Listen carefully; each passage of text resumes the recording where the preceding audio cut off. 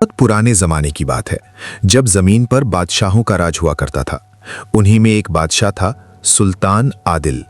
अल्लाह ने उसे हर नेमत से नवाजा था। उसका महल इतना वसी था कि निगाहें थक जाती और ख़जाने इतने थे कि गिनती मुमकिन ना थी।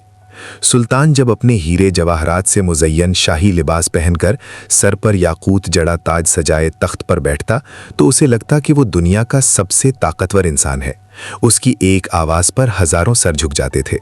जवानी, दौलत और ताकत ने उसकी आंखों पर तकब्बुर का एक ऐसा पर्दा डाल रखा था कि उसे अपनी रियाया महज कीड़े मकोड़े दिखाई देती थी।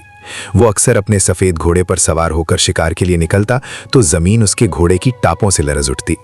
उसे गुमान था कि ये बहार, ये उरूज और ये ताकत हमेशा इसी के पास रहेगी। लेकिन कुदरत इंसान को उसकी औकात याद दिलाने के लिए देर नहीं लगाती। एक दिन शिकार के दौरान सुल्तान एक हिरन का पीछा करते करते अपने लश्कर से बिछड़ गया। शाम का साया गहरा होने लगा और देखते ही देखते जंगल एक खौफनाक शक्ल इख्तियार कर गया। अचानक आसमान का सीना फटा और तूफानी बारिश शुरू हो गई। वो बादशाह जो रेशम के बिस्तरों पर सोता था, आज कीचड़ और पानी में शराबूर सर्दी से कांप रहा था। घना जंगल, काली रात और तन्हाई था खौफ। सुल्तान की सारी अकड़, सारी बादशाहत उस एक लम्हे में मिट्टी में मिल गई। जब भूख और थकावट ने उसे निढाल कर दिया तो उसे दूर घुप अंधेरे में एक नन्ही सी रोशनी टिमटिमाती हुई दिखाई दी। ये उसकी उम्मीद की आखिरी किरण थी। गिरता पड़ता वो उस रोशनी तक पहुंचा तो देखा कि एक टूटी फूटी कुटिया है, जिसके अंदर एक बूढ़ा अल्लाह वाला, एक दरवेश दुनिया और माफिया से बेखबर अपने रब की याद में मगन है। सुल्तान ने दरवाज़ा खटखटाया। दरवेश ने जब दरवाज़ा खोला तो सामने भीगे हुए, लरसते हुए बादशाह को देखा। बगैर कोई सवाल किए उस बुजुर्ग ने सुल्तान को अंदर बुलाया, आग के पास बिठाया और अपनी वो काली कमली, जो शायद उसकी कुल कायनात थी, बादशाह के कंधों पर डाल दी।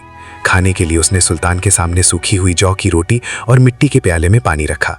महल के तरह तरह के खानों का आदी बादशाह आज इस सूखी रोटी को ऐसे खा रहा था जैसे दुनिया की सबसे लजीज नेमत मिल गई हो। जैसे ही पेट की आग बुझी और जिस्म में हरारत आई, सुल्तान का पुराना तकब्बुर फिर लौट आया।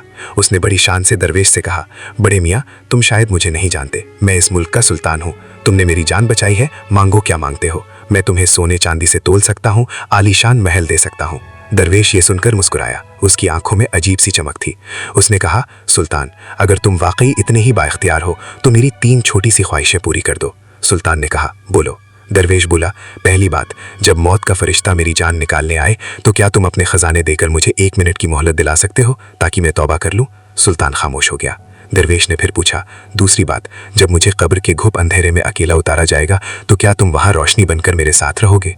सुल्तान का चेहरा जर्द पड़ने लगा। दरवेश ने आखिरी बार किया, और तीसरी बात, जब क़यामत के दिन अल्लाह के सामने मेरे गुनाहों का हिसाब होगा तो क्या तुम मेरी जगह खड़े होकर मेरे गुनाहों का बोझ उठा लोगे? ये 3 सवाल नहीं थे, बल्कि सुल्तान की रूह पर लगने वाले निश्तर थे। उसे अचानक एहसास हुआ कि जिस सल्तनत पर वो नाज कर रहा था वो तो मकड़ी के जाले से भी कमज़ोर था। वो वहीं दरवेश के कदमों में गिर पड़ा। उसकी आंखों से आंसुओं का सैलाब जारी हो गया। उसका ताज ज़मीन पर लुढ़क गया और वो रोते हुए बोला, बाबा, मुझे माफ़ कर दे, मैं तो एक फ़कीर हूँ। असल बादशाह तो वो है जो दिलों का हाल जानता है।